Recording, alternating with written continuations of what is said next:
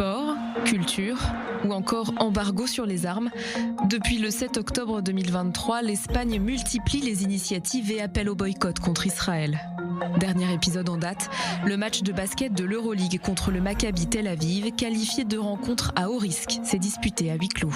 La décision du Real Madrid de disputer le match contre le Maccabi Tel Aviv à huis clos est décevante, mais complexe. Décevante, tout d'abord, en tant qu'Israéliens, nous ne sommes pas ravis de constater pour la énième fois ces dernières années que nous ne sommes pas appréciés en Europe. Ensuite, je comprends que le Real Madrid, en tant qu'organisation sportive professionnelle, se doit de respecter les consignes de sécurité espagnoles, et c'est ce qu'elles ont demandé. Avant le match, plusieurs collectifs avaient appelé à manifester aux abords du stade de la Movistar Arena de Madrid pour protester contre Israël. En septembre dernier, c'est la célèbre course cycliste de la Vuelta qui a été affectée. Au moins 6 des 10 dernières étapes de la course ont été interrompues ou raccourcies par des manifestants pro-palestiniens. Et à une cinquantaine de kilomètres de l'arrivée de la dernière étape, des milliers de manifestants ont envahi le parcours dans le centre de Madrid. Des affrontements ont eu lieu avec la police et plus de 20 personnes ont été arrêtées. Des slogans affirmant qu'Israël était coupable de génocide ont été scandés. Les autorités ont déclaré par la suite que plus de 100 000 personnes avaient participé à la manifestation anti-Israël dans la capitale espagnole. L'équipe israélienne a déjà dû faire face à des situations tendues. Mais sur notre antenne, le directeur de la communication d'Israël Première Tech explique que ce qui s'est passé lors de la Vuelta avait été anticipé.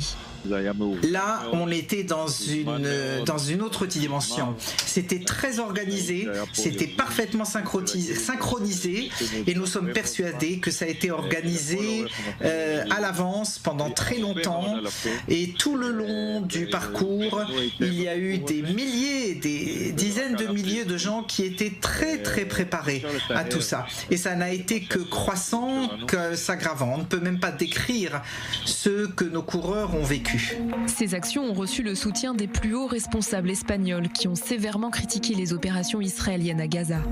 Le Premier ministre Pedro Sánchez a déclaré que ces perturbations le remplissaient de fierté. Tout cela découle d'une politique gouvernementale délibérément anti-Israël depuis le 7 octobre 2023. Un peu plus d'un mois après les massacres, le chef du gouvernement espagnol s'était rendu avec son homologue belge au point de passage de Rafah. Tous deux ont vigoureusement critiqué Israël pour les souffrances des civils palestiniens. Le moment est venu de briser définitivement ce cycle sans fin de violence qui condamne la région depuis des décennies. Nous ne pouvons pas nous permettre, et surtout les Israéliens et les Palestiniens ne peuvent pas se permettre de continuer à vivre sous la menace constante du conflit, de la guerre et de la souffrance. Sous la direction de Pedro Sánchez, Madrid a tenu des discours parmi les plus durs de tous les pays du G20, qualifiant fréquemment les opérations militaires israéliennes d'extermination et de génocide. Pedro Sánchez a également plaidé pour la reconnaissance d'un État palestinien par l'Union européenne, affirmant que l'Espagne pourrait le faire de son propre chef. Promesse tenue, puisque cette reconnaissance est intervenue près d'un an plus tard, en mai 2024. Un mois plus tard, l'Espagne a officiellement demandé à se joindre à la plainte déposée contre Israël par les autorités sud-africaines devant la Cour internationale de justice. C'est le premier pays à avoir pris cette décision au sein de l'Union européenne. Autre décision significative, un embargo sur l'exportation d'armes en Israël. Pedro Sánchez promet qu'il essaiera de tout faire pour arrêter l'offensive à Gaza. Comme vous le savez, l'Espagne ne possède ni bombes nucléaires, ni porte-avions, ni grandes réserves de pétrole. Nous seuls, nous ne pouvons pas arrêter l'offensive israélienne. Mais cela ne signifie pas que nous allons cesser d'essayer.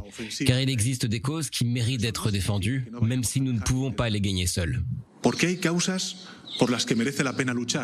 En septembre dernier, le Premier ministre espagnol annonce une série de mesures pour mettre fin à ce qu'il qualifie de génocide à Gaza. Parmi elles, l'approbation d'une loi visant à consolider juridiquement l'embargo sur les armes à Israël, que Madrid appliquait déjà de facto depuis octobre 2023. Madrid a également annulé un contrat d'une valeur de près de 700 millions d'euros pour des lance-roquettes conçus en Israël. De même, le plan prévoit l'interdiction des navires transportant des combustibles destinés aux forces armées israéliennes et de faire escale dans les ports espagnols. L'entrée dans l'espace aérien espagnol sera refusée aux avions transportant du matériel militaire destiné à Israël. L'Espagne est également en première ligne pour son boycott d'Israël à l'Eurovision. Après que l'Union européenne de radio-télévision a décidé de maintenir la participation israélienne à l'édition 2026, l'Espagne a été l'un des premiers pays à annoncer son boycott. Pour l'édition 2025, Pedro Sanchez avait affirmé qu'Israël devait être exclu, estimant qu'il fallait être solidaire du peuple de Palestine qui vit l'absurdité de la guerre et des bombardements. Et le phénomène ne touche pas que les Israéliens, mais aussi les Juifs. Ces derniers jours, nouvelle polémique à Barcelone. Une carte mise en ligne identifiant les entreprises juives et liées à Israël a suscité de vives critiques de la part de la communauté juive espagnole. Le projet, qui s'intitule Barcelonase, est apparu sur la plateforme de cartographie hébergée en France, GoGoCart. Il se présentait comme une carte collaborative de l'économie sioniste à Barcelone et recensait plus de 150 entreprises, écoles et autres organisations. La carte a depuis été retirée. Des membres de la communauté juive avaient d'ailleurs adressé un courrier à l'hébergeur, estimant que cette carte présentait clairement un caractère antisémite et discriminatoire, puisqu'elle visait à identifier et stigmatiser une population en raison de son affiliation religieuse, réelle ou supposée. Cet été, c'est l'affaire Vueling qui a choqué. Une cinquantaine d'enfants juifs, âgés de 13 à 15 ans, revenant d'une colonie de vacances en Espagne, avaient été expulsés d'un vol Vueling à l'aéroport de Valence.